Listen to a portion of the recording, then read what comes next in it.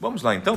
Acompanhe conosco 1 Reis, capítulo 6, abra sua Bíblia, 1 Reis, capítulo 6, a partir do verso 1, são, se eu não me engano, 38 versículos, né? E que vai agora falar das medidas, vai falar das dimensões, né? Como era composto esse templo, tá? Quem fez, por que fez, esse tipo de coisa, tá bom? Então acompanhe com a gente, 1 Reis, capítulo 6, versos de 1 em diante. 480 anos depois que os israelitas saíram do Egito, no 4º ano do reinado de Salomão em Israel, no mês de Ziv, o 2º mês, ele começou a construir o templo do Senhor. Então aqui fica datado o tempo, né? Isso, do começo, nos traz uma referência para a gente ter uma ideia. Quanto tempo se passou da saída do povo lá do Egito com Moisés? 480 anos. 400, então foi uma jornada de no mínimo 3, 4 gerações, né? Aí até esse momento.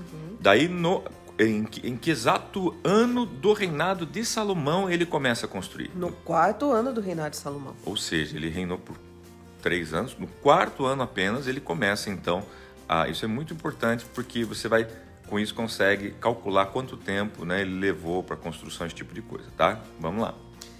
O templo que o rei Salomão construiu para o Senhor media 27 metros de comprimento, 9 metros de largura e 13 metros e meio de altura. Deixa eu te fazer uma... para você que está nos assistindo e talvez não conheça a nossa igreja, talvez não faça sentido, mas para a pastora aqui, eu estava vendo aqui, amor, veja bem, aqui fala de 30 metros de comprimento. Exatos o tamanho da nossa igreja, 30 metros de comprimento. Daí aqui fala de... 27, né? Aqui fala 27? 27 metros de comprimento. A nossa tem 30 metros. Então a nossa é um pouquinho maior de comprimento. Só para a gente ter uma noção de dimensão, né? Às vezes a gente tem noção de dimensão. Talvez a parte da entrada ali. Não, de largura, a nossa tem 16. Aqui diz quanto? Aqui diz 13. Então, Isso. 3 metros a menos, né? Essa aqui tem 3 metros a menos o tempo, tá? E daí, só que a altura... Não, a altura... Não, é isso, ó. Construiu média... 9 metros de largura. 9 metros de altura. E de altura, 13 metros de altura. Então a nossa tem 8 metros. Então imagina, era mais muito alta, mas o comprimento praticamente o mesmo. Se você esteve na nossa igreja, você pode ter um pouquinho mais estreito que a nossa igreja. Né? Pra gente ter uma noção que não era algo tão gigante assim, tão monumental, tá? E isso traz para nós uma reflexão, já aproveitando fazer uma pontuação. Gente, Deus não está atrás de sustentação, porque senão Deus teria feito, né, mandado fazer um grande palácio, Isso. Não, um tempo, se você for ver, de um porte mediano, talvez da grande maioria aí das estruturas hoje que existem, seria nesse porte, né? Porque na verdade não é o tamanho da construção, e sim o tamanho, né, da missão que essa construção, né, carrega com ela, ok? Mas vamos lá, vamos dar sequência então. O pórtico da entrada do santuário tinha a largura do templo, que era de 9 metros, e avançava 4 metros e meio à frente do templo. Ele fez para o templo janelas com grades estreitas. Junto às paredes do átrio principal e do santuário interior, construiu uma estrutura em torno do edifício, na qual havia salas laterais. O andar inferior tinha 2 metros e 25 centímetros de largura. O andar intermediário tinha 2 metros e 70 centímetros e o terceiro andar tinha 3 metros e 15 centímetros. Ele fez saliências de apoio nas paredes externas do templo, de modo que não houve necessidade de perfurar as paredes. Na construção do templo só foram usados blocos lavrados nas pedreiras e não se ouviu no templo nenhum barulho de martelo, nem de talhadeira, nem de qualquer outra ferramenta de ferro durante a sua construção. Isso aqui é muito legal, porque isso aqui, pastor, pra gente ter uma ideia hoje... Quem tem uma construção perto de casa, você consegue, né? Eu já viu um prédio ser construído, alguma casa ser construída sem barulho, gente? Sem ferro. Não, e assim, ó, qual que era a ideia aqui, pastor? Que essa construção era feita em blocos que se encaixavam, né? E perfeitamente. Então, você pode ver, era apenas colocado, que nem a encaixe, gente... né? Como é que chama aqueles brinquedos que a gente compra pra criança? Lego. Lego, né? Isso, né? Que você vai montando assim, mais ou menos isso, né? Imagina, só que o Lego, na minha época, era uns pininhos, né? Imagina uns negócios meio quadrado hoje, né? Que seria os encaixes das pedras, que já vem toda entalhada. Então, é um pré-moldado, Hoje a gente chama de Eles pré-moldado. eram lavrados nas pedreiras, né? E ali vinham... A diferença é que o nosso pré-moldado de hoje, ele tem ferro dentro dele. E aqui não, aqui era só pedra mesmo. Então, era algo que eles chegavam, né, cortavam lá das rochas, já vinha entalhado, já vinha com os encaixes, e apenas era colocado, encaixado e montado. Então, o templo foi literalmente montado, né? Não se ouviu no templo nenhum barulho de martelo, nem de talhadeira, nem de qualquer outra ferramenta de ferro durante sua construção. E é interessante que não havia erro, né? Não. Porque se havia erro, haveria se discutir. Você, vamos ter que dar um jeito aqui, vamos ter que parar aqui. Tem que acertar na mão aqui. Não. Acertar na mão, não tinha isso.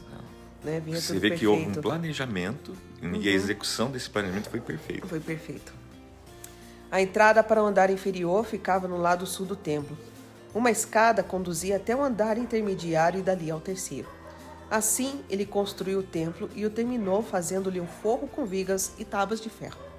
E fez as salas laterais ao longo de todo o templo. Cada uma tinha 2 metros e 25 centímetros de altura e elas estavam ligadas ao templo por vigas de cedro. E a palavra do Senhor veio a Salomão, dizendo: quanto a este templo que você está construindo, se você seguir os meus decretos, executar os meus juízos e obedecer a todos os meus mandamentos, cumprirei por meio de você a promessa que fiz a seu pai Davi. Viverei no meio dos israelitas e não abandonarei Israel, o meu povo. Aqui vale a pena uma pontuação, pastora. Tá?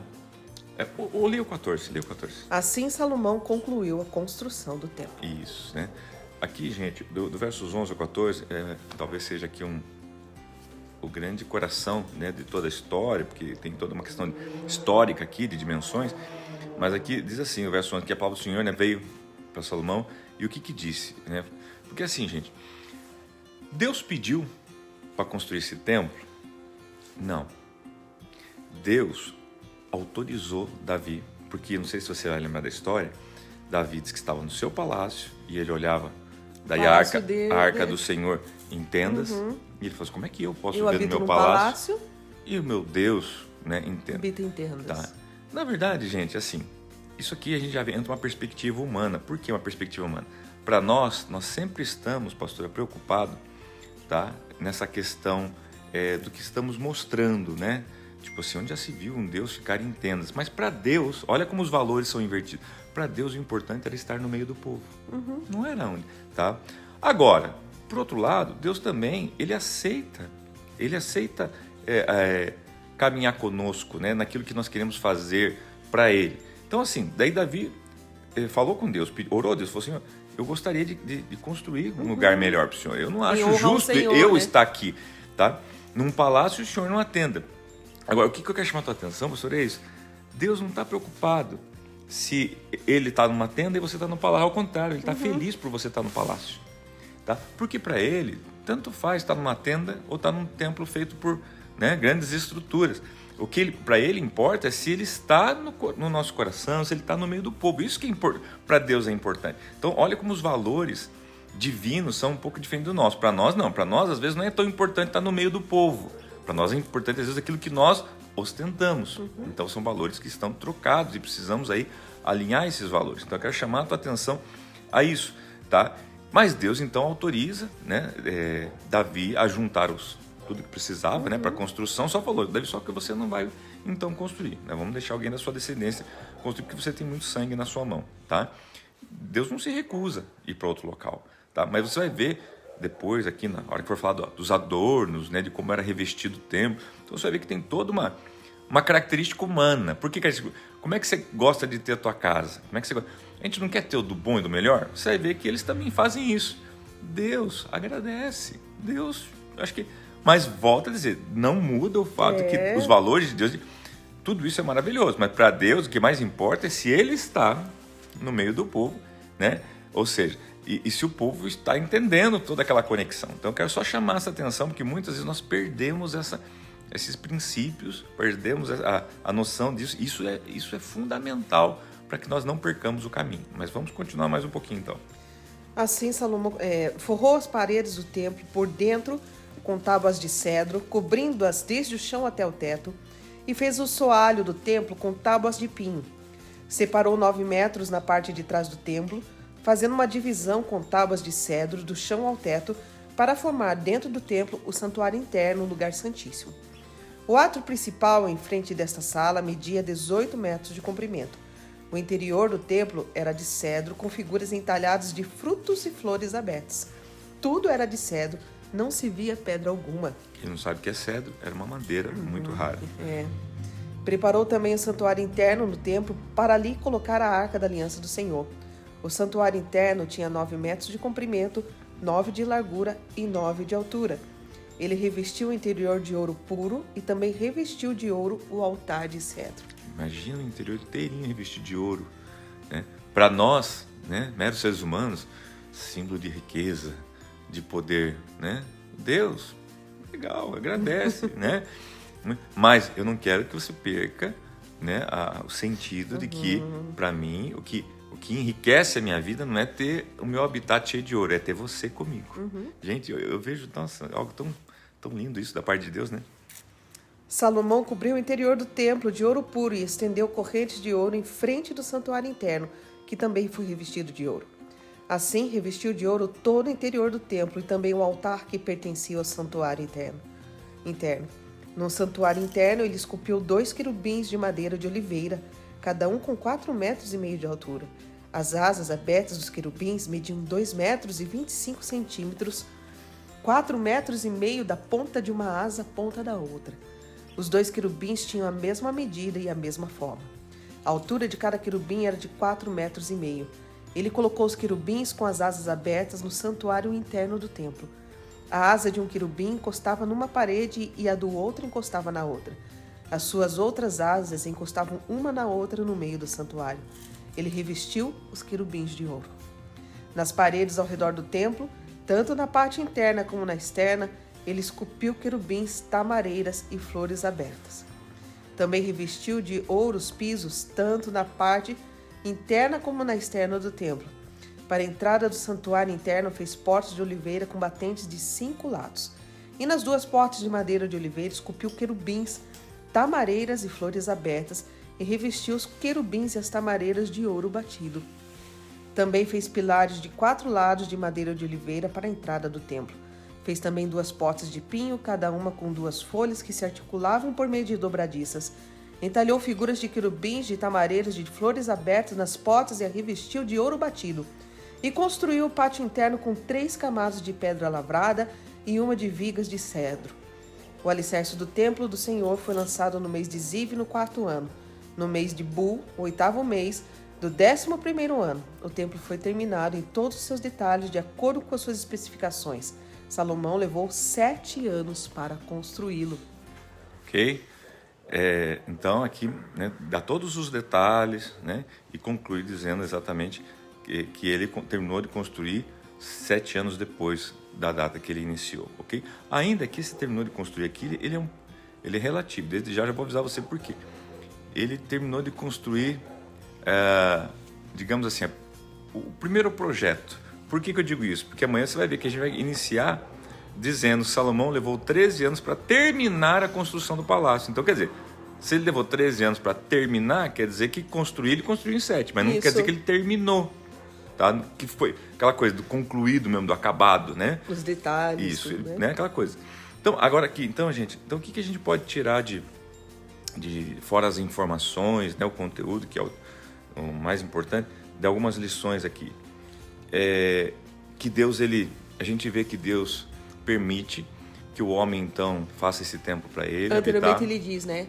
Falei assim, então você fará o templo em minha honra. Vocês querem me honrar, então eu vou permitir que vocês me honrem. Passa um tempo. Você vê que ele aceita tudo que é, né, ali oferecido, né? Ao contrário do tabernáculo, ele ia dando, né, assim, como ele queria, item por item. Isso. Né, detalhes por detalhe. Aqui não. Aqui não, ele aceita. Tipo assim, eu aceito e você aquilo vê que vocês querem me oferecer. Ele faz o que ele faz o melhor. Isso. De tudo que é feito aqui, é feito com o melhor. E observe assim que aparentemente, vamos falar de aparência, tá? O melhor estava por dentro. Todo o ouro estava por dentro, não estava por fora, tá? O que talvez ele quer falar conosco acerca disso? Que o nosso melhor não é aquilo que aparece por Era fora. ali no secreto, né? O ouro ali estava naquele lugar mais secreto. internamente, né? Então o que Deus quer falar com a gente agora? Porque a Bíblia fala que hoje nós somos o templo do Espírito Santo, pastor. Exatamente. Aonde que tem que estar a beleza, pastor? A riqueza em nós? Internamente. Tem aquela canção que nós cantamos, né, pastor André Valadão, eu gosto demais, que diz: me fez como ele é, com suas próprias mãos, soprou sua vida em mim e quis meu coração para morar aqui.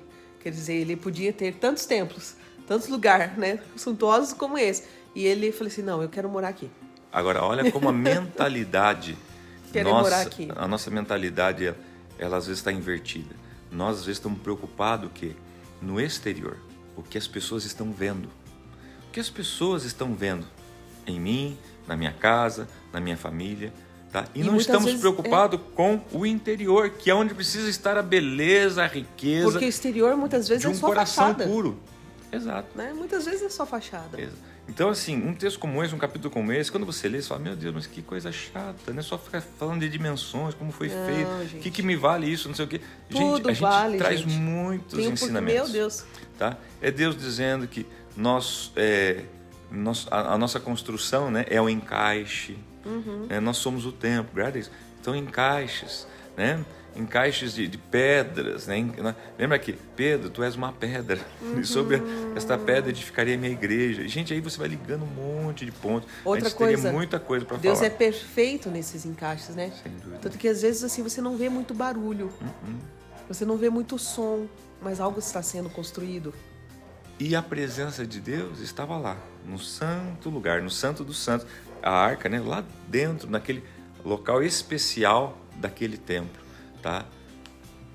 Deus quer habitar num lugar especial dentro de nós, no nosso coração. E tem aquilo que a gente não vê aqui no texto, que é toda a movimentação e unidade que está ali, né?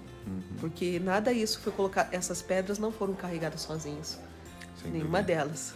Sim, então assim a gente pode ir extraindo várias lições, né? E aqui a gente poderia estar, né, bastante tempo conversando com você, mas que você possa então, você mesmo aí tirar suas próprias lições. Isso. Tá? Mas dentre elas eu diria para você assim, né? Como o Lucas Porcel colocou aqui, né? Ele colocou aqui no comentário que eu vi. Cadê? Deixa eu... Ó, pastor, o que vale uma casa linda, né? Se o Senhor não habitar nela. Então, de que vale, né? De que vale você ter algo, né? Que exteriormente é lindo, porque está todo mundo vendo que é lindo, mas dentro é o que a própria Bíblia fala assim, lá dos sepulcros caiados, né? Que é o que? Às vezes por fora, aquele mausoléu, coisa mais linda, né? Dentro, né? Uma coisa triste, uma coisa...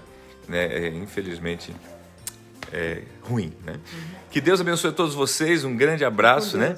Aqui...